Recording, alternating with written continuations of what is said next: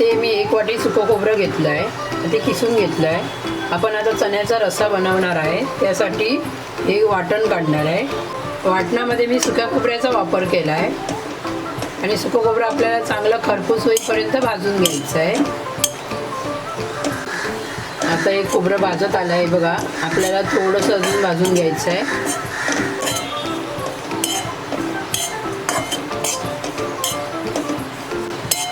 आता तुम्ही बघू शकता हे बघा आपलं खोबरं भाजून झालं आहे. एवढंच आपल्याला भाजायचं आहे, जास्त करपवायचं नाही आहे. करपलं तर मग ते ज्यावेळी आपण रस्सा बनवणार चण्याचा त्यावेळी त्यामध्ये वास येणार.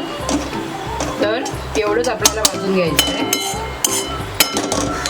भाजते वेळी तुम्ही स्लो गॅसवरतीच भाजून घ्या, कारण सुकं खोबरं पटकन भाजतं. आता खोबरं भाजून तयार झालं आहे. आता आपण कांदा बघा 1 वाटी मी कांदा घेतला आहे. कांदा पण आपण व्यवस्थित भाजून घ्यायचा आहे आपल्याला गुलाबी कलर येईपर्यंत.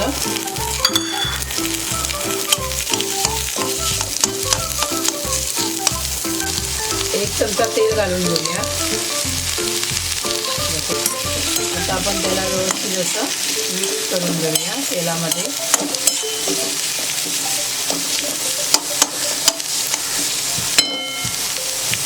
आता कांदा थोडा भाजत आला आहे. त्यामध्ये आता मी 4 लसूण पाकळ्या आणि 1 इंच आलं घालून घेते आणि ते पण आपल्याला व्यवस्थित भाजून घ्यायचं आहे कांद्यासोबत.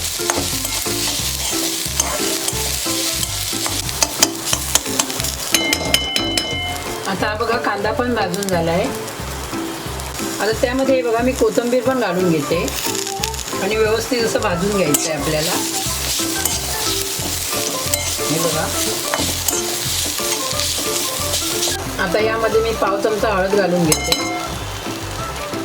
आणि व्यवस्थित हे बघा मिक्स करायचं आहे. असं चण्याचा काढा किंवा सांबार ज्यावेळी काळ्या वाटाण्याचं बनवतो ना त्यावेळी असं वाटण बनवायचं. त्याने सांबार किंवा चण्याचा काढा पण छान बनतो. एकदम गावची मालवणी पद्धतीमध्ये बनतो. खोबरं भाजून घेतलं होतं ते पण त्यामध्ये घालून घेणार आहे आणि व्यवस्थित मिक्स करायचं आहे परत आपल्याला. असं वाटण बनवलं ना तर तुम्हाला वाटणाला खूप चांगला सुगंध पण येतो आणि खुशबू पण चांगला आणि चवीला पण खूप छान लागतं. आता आपलं सांबारासाठी वाटण तयार झालं आहे. एका प्लेटीमध्ये काढून थंड करून घेऊया.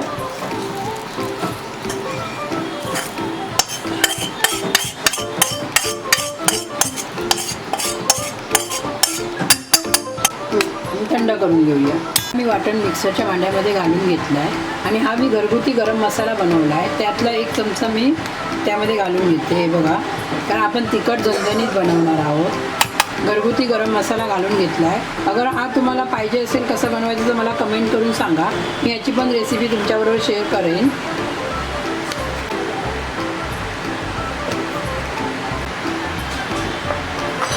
हे बघा थोडं मी मिक्सरला असं फिरून घेतलं. आता त्यामध्ये मी पाणी घालून घेते. मी 1 वाटी पाण्याचा वापर करते, छोटी 1 वाटी.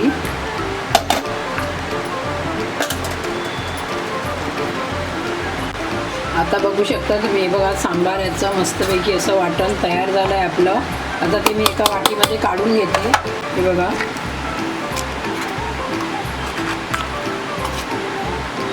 बघा हे वाटण आपलं सांबाराचं तयार झालं आहे.